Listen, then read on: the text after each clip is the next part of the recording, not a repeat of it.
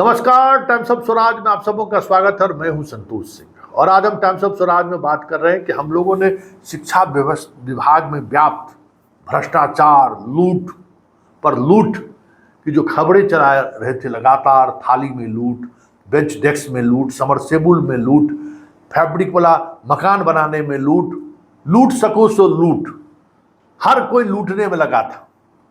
सीधे एजेंसी पहुंच रही थी, मास्टर साहब दस्तखत कीजिए, हमारा आपका स्कूल मिला है, काम करना है, हम बेंच डेस्क मुहैया करा रहे हैं, कोई थाली मुहैया करा रहा है। लूट मचा हुआ था। उस लूट को लेकर सरकार ने संज्ञान में लिया है। हालांकि ये पत्र, जिस पत्र के आधार पर पूरे प्रदेश में कार्रवाई शुरू हुई है, वो पत्र तो पाठक का ही निकाला हुआ है। 24 अप्रैल को उन्होंने ये पत्र निकाला था कि डीएम अपने स्तर पर उसकी जांच करें, और वो पत्र निरस्त नहीं हुआ है। और उस पत्र पर क्या कार्रवाई हुई है, इसको लेकर एस सिद्धार्थ ने बिहार के सभी डीएम को पत्र लिखे हैं। और उस पत्र लिखते लिखते ये चीज़ें मुख्यालय से बाहर निकली होंगी। ये देख लीजिए, मुजफ्फरपुर डीएम का ये आदेश है।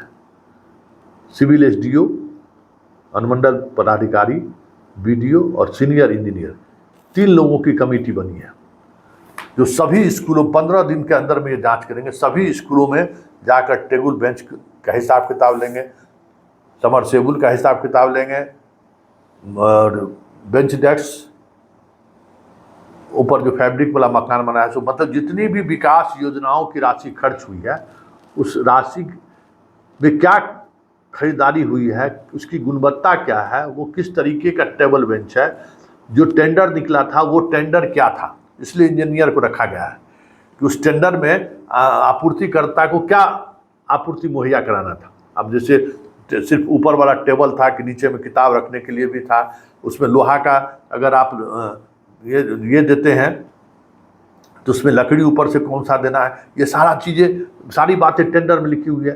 तो वो टेंडर की कॉपी इंजीनियर बेहतर समझ सकते हैं, इसलिए उस जांच टीम में इंजीनियर को भी रखा गया है। और ये सिर्फ मुजफ्फरपुर नहीं, बिहार के सभी जिलों में ये प्रक्रिया, क्योंकि इलेक्शन की वजह से ये जांच रुक गई थी, और अब सभी जिलों में ये प्रक्रिया शुरू हो गई है। और हमें लगता है कि इस पूरे जांच अभियान से सबसे बड़ी बात यह है कि इस पूरे जांच अभियान से शिक्षा विभाग के किसी भी पदाधिकारी को शामिल नहीं किया गया है, किसी भी निरक्षी पदाधिकारी को शामिल नहीं किया गया है।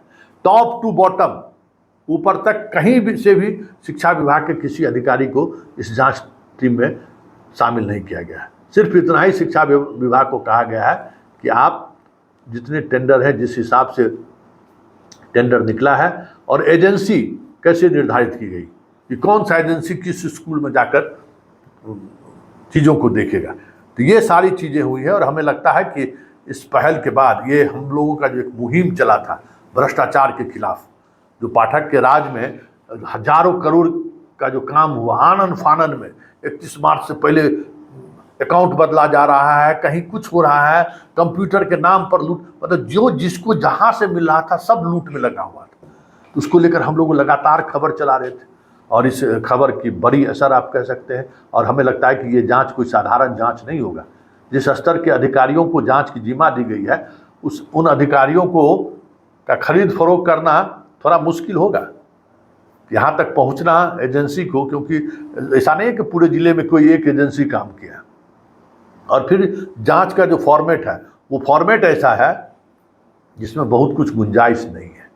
चलिए देखिए आगे आगे होता है क्या, लेकिन इतना तय है कि हम सबों ने मिलकर इस भ्रष्टाचार के खिलाफ जिस तरीके से आवाज़ में आवाज़ मिलाए, आज उसी की परिणति है कि इस स्तर पर इन चीज़ों की जांच हो रही है।